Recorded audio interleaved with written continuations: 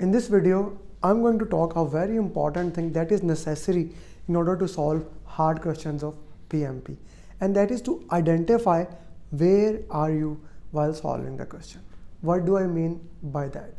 In PMP, there are 5 process groups: initiation, planning, execution, monitoring and control, and closing. And when you are solving the question or in the projects, of course, you will be in any of these process groups.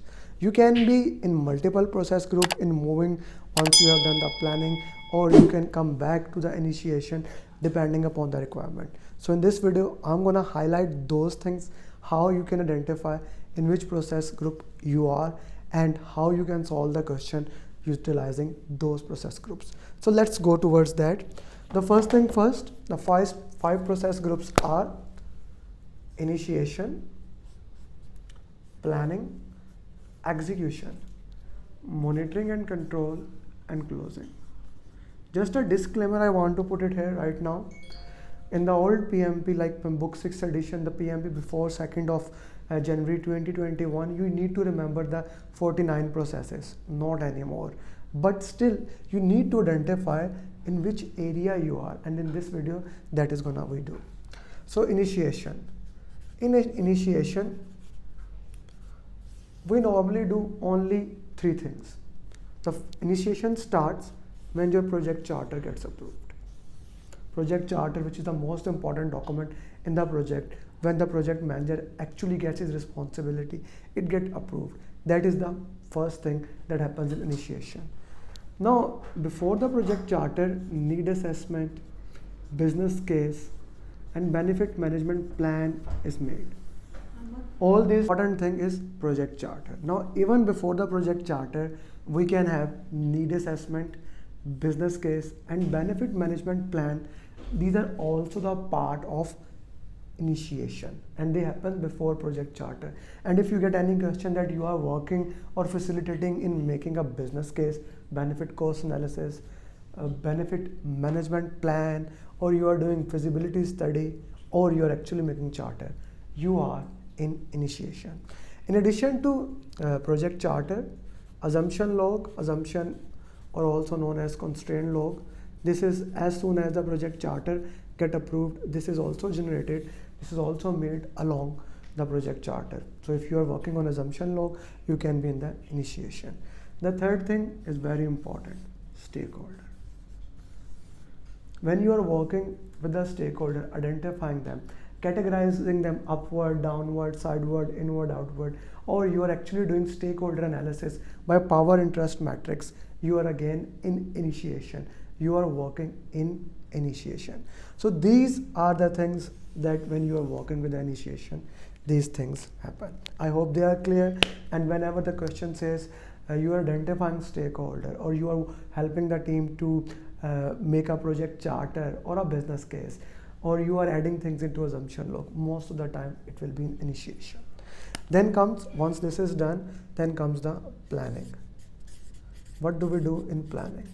Now, this is the most important part because the project manager will spend most of his time in the planning. So let's talk about that. All the plans, stakeholder engagement plan, communication plan, resource management plan, that is called team, scope, schedule, cost, quality, procurement, risk, all these plans and 3 baseline: scope, schedule, cost baseline, and when you combine these 3 baseline, the performance baseline, change management plan, configuration management plan. There are like 18 plans that we have. All the plans are made in the planning. So how do we know that we are in the planning? This area talks about how to do anything. Planning is, you are not actually doing something. You are making a document. You are trying to identify the strategies that are need to engage stakeholder. You are working for the communication plan, like right information at right time to right people to have right impact, or you are identifying risk. Risk register is also a part of planning. Okay, risk register is also a part of planning. You are trying to identify the risk, plan their responses, planning them. you are not actually doing anything, you are just planning for something. Like let's say you want to go to some trip and you are looking at the internet, surfing it, planning for your budget, how much money is gonna take. You are not doing anything, you are planning how we are going to do. That is in the planning process group. Then comes a very important process group that I called as work or actually doing thing. Quality plan is also there, yeah. Execution. When you are actually doing it, the first indication is you are managing the team. The team is there, you are looking for them, you are handling their conflicts, you are managing issues, you are conducting procurement, you are implementing risk response. All these things are in execution. How do you find out that you are in execution?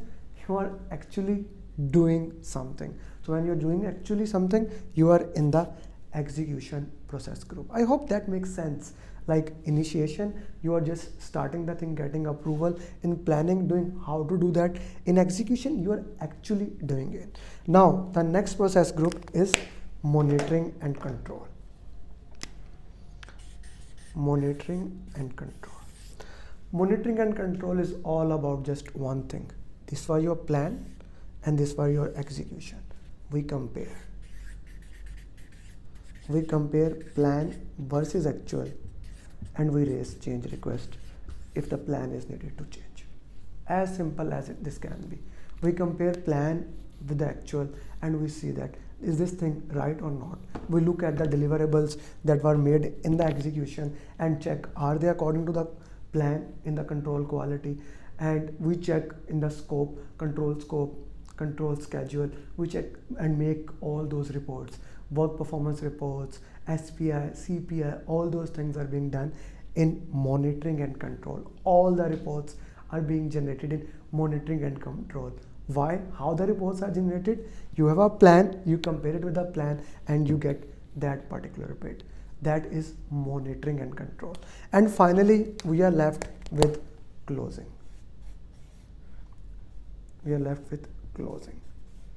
Closing is all about you are accepting the deliverables have been accepted, you are starting the closing, you are writing the lesson learns, you are writing final report, you are archiving documents, you are updating lesson learned repository, you are releasing the teams, you are closing the procurements. All the procurement closing start happen in monitoring and control, but remaining procurements are closed there. So all these things happen in closing.